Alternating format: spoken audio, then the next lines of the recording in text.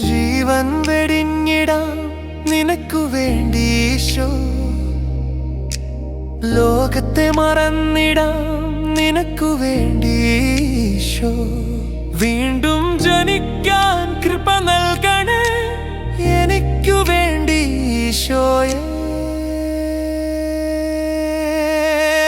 നിന്നെ സ്നേഹിച്ചിടാം നന്മയ്ക്കു വേണ്ടി, നിന്നെ അനുസരിച്ചിടാം നിത്യതയ്ക്കു വേണ്ടി.